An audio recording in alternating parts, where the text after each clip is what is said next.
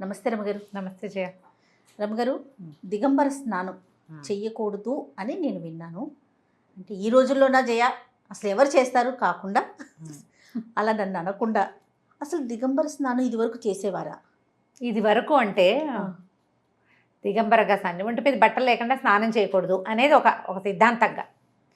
పాత రోజుల్లో బాత్రూమ్లు ఉండేవి లేవు. మనకు బాత్రూమ్లు ఏమంటారు, రెస్ట్ రూమ్లు అవన్నీ ఎప్పుడు వచ్చినాయి? పాత రోజుల్లో ఏం చేసేవాళ్ళు, ఏదో కాస్త నదికి వెళ్ళి స్నానం చేసేవాళ్ళు, బావి దగ్గర స్నానం చేసేవాళ్ళు, అంతే. లోటా పార్టీ చెంబు ముచ్చుకొని బయటికి వెళ్ళాల్సి వచ్చేది. పాత కాలంలో ఇలాంటి అవకాశాలు లేవు కదా జయ. వలవలు మొత్తం ఊడిచేసి స్నానం చేస్తే సిగ్గు కాదు. ఓకే, ఎట్లా చేస్తారు? ఎట్లా స్నానం చేయాలంటే ఇప్పుడు నలుగురు ఆడవాళ్ళు కలిసి నువ్వు దగ్గర తెల్లవారుజామున ఎప్పుడో స్నానం చేస్తారు. అప్పుడు కూడా గబుక్కుని ఎవరైనా మనిషి ఎదురైతే ఒంటి మీద బట్టలు లేకుండా ఉంటే ఎంత సిగ్గుపోతుంది. ఆడవాళ్ళైనా ఒకళ్ళనొకళ్ళు, మగవాళ్ళైనా, మగవాళ్ళు కూడా ఎవరైనా సరే, మగవాళ్ళు అయితే కౌపీనం ధరించాలి తప్పకుండా, గోచి. స్త్రీలకి ఒక వస్త్రం ఖచ్చితంగా ఒంటికి చుట్టపెట్టుకునే చుట్టపెట్టుకుని, ఒక చిన్నది చున్నీ లాంటిదైనా సరే చుట్టపెట్టుకుని స్నానం చేయాలనేది పురాతనమైన నియమం. అదేనండి, అప్పట్లో నదులకి నదికి వెళ్ళేవాళ్ళు, చెరువుకి వెళ్ళేవాళ్ళు, కాలువ గట్టును స్నానాలు చేసేవాళ్ళు, కాలువలో స్నానం చేసి తడి బట్టలతోటే ఇంటికి వెళ్ళేవాళ్ళు. కాదు రమ్మగారు, అదే చెరువులో అన్ని పనులు చేసుకునేవారు కదండి. అంటే కొంచెం బట్టలు ఉతుక్కోవటం, స్నానాలకి, తాగటానికి మళ్ళీ వేరుండే మంచినీళ్ళ చెరువు ఒకటి ఉండేది. మంచినీళ్ళ చెరువు వేరు, రేవులు వేరు, కాలువలున్న ధోరణి వేరు, చెరువుల ధోరణి వేరు. రేవంటే ఏంటండి? రేవంటే మనం దిగడానికి బ్యాంక్స్ మనం దిగడానికి వీలుగా. ఇప్పుడు నది ప్రవాహం ఉంది, కొన్ని చోట్ల రేవులు ఉంటాయి. రేవంటే ఇప్పుడు మనం నది ఇట్లా పోతుంది, గట్లు ఎత్తుగా ఉంటాయి కదా, కొన్ని చోట్ల గట్టు పల్లంగా ఉండి మనం నదిని చేరుకోగలిగే ప్రాంతాన్ని రేవంటారు. మెట్లు కట్టించుకొని పావంచాలు అవి కడతారు, కొన్ని చోట్ల మెట్లు కట్టినవి ఊళ్ళో వాళ్ళే ఈ కాలువలోకి దిగడానికి మెట్లు ఏర్పరచుకోవటం. చెరువులకి మెట్లు ఉంటాయి. తర్వాత ఒడ్డు నుంచి దిగటానికి వీలుగా ఉండేదన్నమాట. ఒడ్లు పల్లంగా ఉండి దాంట్లో లోపలికి దిగి మనం నీళ్లు తెచ్చుకునే వీలు అవన్నీ ఉండాలి కదా. ఇలాగా చెరువుల్లో స్నానం చేసేవాళ్ళు, నదీ స్నానం, కాలువల్లో స్నానం, బావి దగ్గర స్నానం, పైకి సొంతంగా బాత్రూములు లేకపోవటం, బాత్రూములు కట్టుకోగలిగే అవకాశం లేదు ఆ రోజు. మొన్న దాకా కూడా మనం యాడ్స్ చూసాం, టాయిలెట్స్ కదండి. అవును, అదే ఇప్పటికీ కూడా నదులలో స్నానం చేసేటప్పుడు దిగంబరంగా స్నానం చేయకూడదు. చిన్న పిల్లలకి కూడా ఒక వస్త్రం ఉంచాలి ఒంటి మీద, నదుల వరకు ఖచ్చితంగా. మనం బాత్రూంలో లోపల స్నానం చేసేటప్పుడు కూడా ఈ బట్టలు ఉంచుకోవాల్సిన అనే ఒక ప్రశ్న వస్తూ ఉంటుంది కదా. అయితే దానికి ఆ నియమం ఉండదు. మన ఇంట్లో మనం స్నానం చేసేటప్పుడు ఒంటి మీద బట్టలు ఉండాల్సిందేనన్న నియమం సాధారణంగా లేదు. కాదు రమ్మగారు, ఇప్పుడు 10 మందిలో చేస్తారు కాబట్టి వస్త్రం ఉండాలి అనే నియమం ఉంది అని అనుకుంటున్నాం కదా, అంతేనా? లేకపోతే ఆధ్యాత్మిక అంశం ఏదైనా ఉండొచ్చు అంటారు? ఉంది, అది కూడా. ఇప్పుడు నదులు పవిత్రమైనవి, గౌరవించవలసినవి. అసలు నదీ స్థానానికి వెళ్ళేటప్పుడు కూడా నదిలో యూరిన్ పాస్ చేయకూడదు.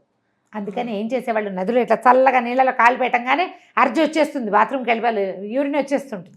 అందుకని ఏం చెప్పేవాళ్ళు, ముందే ఆచమనం చేసి, అంటే బాత్రూమ్కి వెళ్ళొచ్చి కాళ్ళు కడుక్కుని అప్పుడు నదిలోకి దిగాలి. అంత పవిత్రంగా భావించాలి. మరి అంత పవిత్రమైనవి నదులు. అవును, అందుకే కదా జీవజలాలు అంటారు వాటిని, నదులు. జీవనది. ఆ జీవజలం ఎందుకని చెప్తారంటే ఇందుకు నదిని సభక్తికంగా తీసుకోవాలి. నదీ జలాల్లో స్నానాన్ని ఆటకి కాదు, అది ఆట సరదా ఇంకోటి కాదు. వాటి వల్లే మన జీవితం ఇట్లా నడుస్తోంది.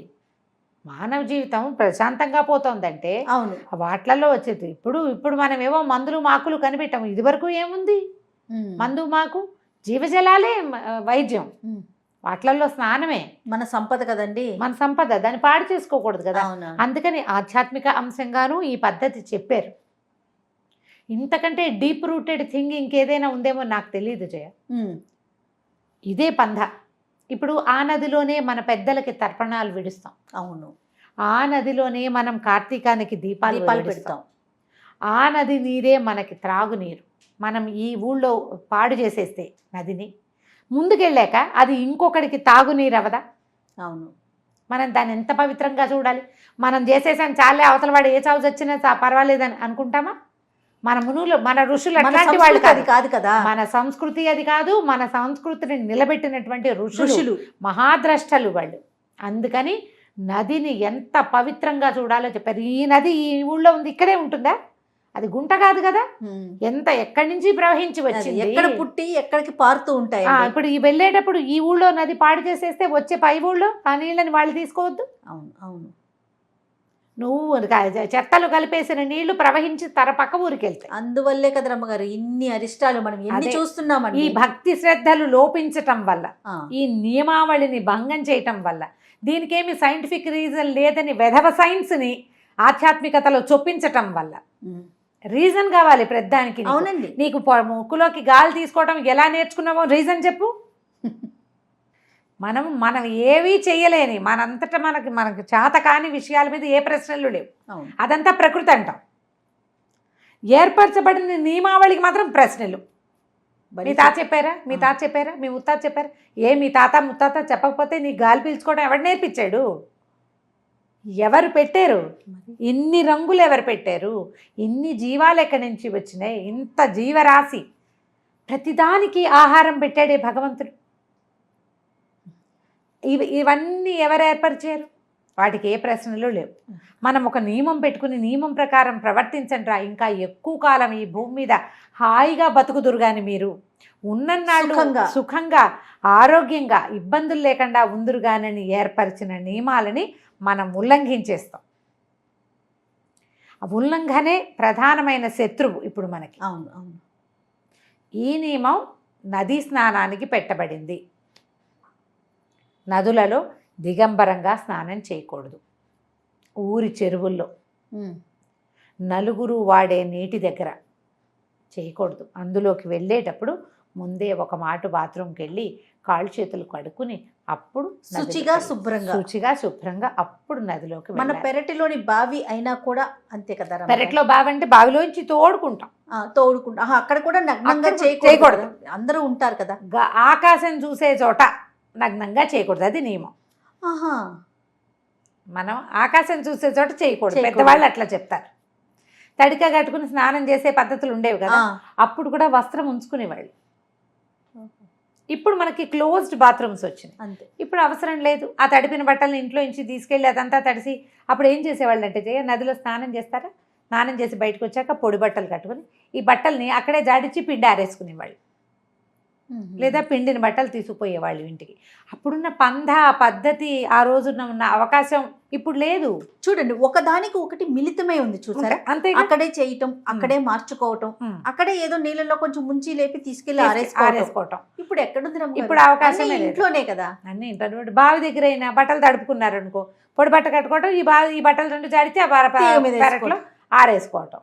ఇప్పుడు మన ఇంట్లో ఉన్న బాత్రూంలో నుంచి మనం బయట బాల్కనీలో వేయడానికి కొంచెం కష్టం. అవును. అవకాశాలు ఉన్న వాళ్ళు చేస్తారేమో. ఇది ఈ నియమం అలా వచ్చిందంటారు. ఈ నియమం పెట్టింది దానికోసం. అయితే శాస్త్రం ప్రకారం మనం నదీ స్నానం చేసేటప్పుడు పిల్లల్ని కూడా దిగంబరంగా ఉంచకూడదు. పసిపిల్లలకు కూడా గోచి అయినా పెట్టాలని చెప్తారు. ఓహో, ఓకే. బట్టలు లేకుండా టకిమని లాగులిపేసి పిల్లల్ని నదుల్లో నింపద్దు. బట్టలు తడిసిపోతే తీసుకెళ్ళటం ఎలా లాంటివి ఆలోచించకూడదు. అక్కడ నదిని గౌరవించాలి.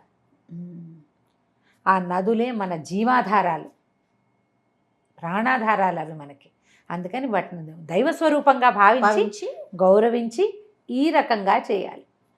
తప్పకుండా. నమస్తే. నమస్తే జయ.